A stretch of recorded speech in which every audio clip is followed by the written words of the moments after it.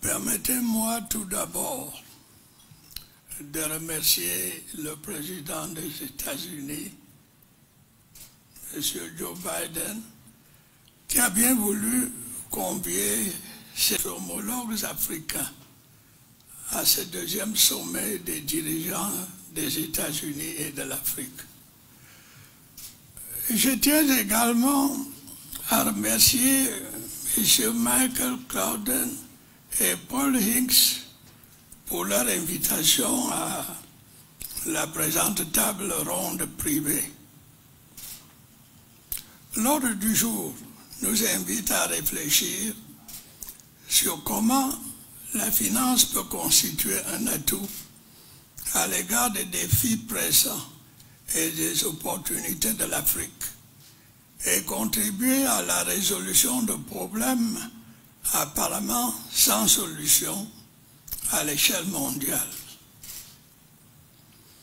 C'est un sujet d'actualité au regard de la situation actuelle de l'économie mondiale et des effets des crises sanitaires et sécuritaires sur nos économies nationales.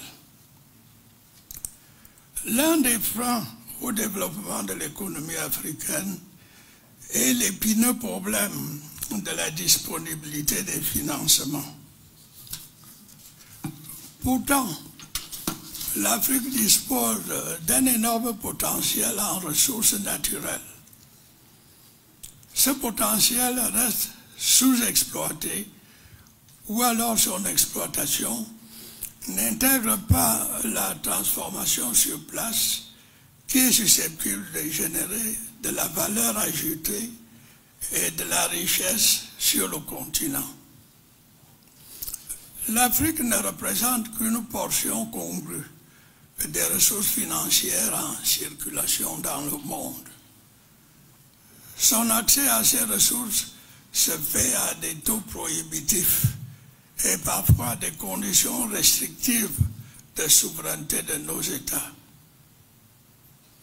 L'Afrique reste trop dépendante de l'aide publique au développement qui semble ne plus correspondre à nos besoins.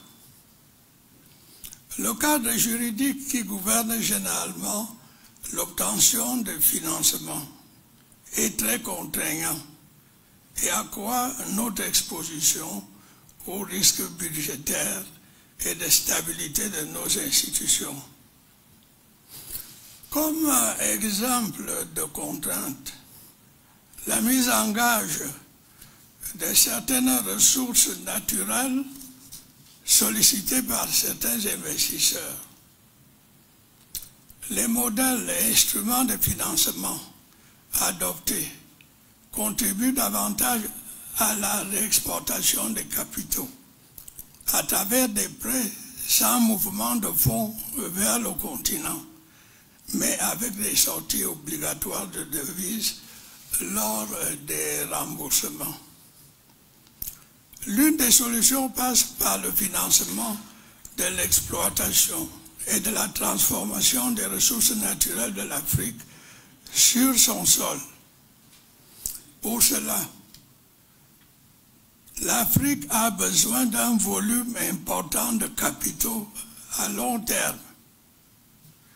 Il serait donc souhaitable d'œuvrer à la mise en place d'un véritable marché africain des capitaux, susceptible d'offrir des outils adaptés au financement du développement de l'Afrique, ce qui permettra sa transformation structurelle et son indépendance progressive de l'aide au développement et des crédits à l'exportation.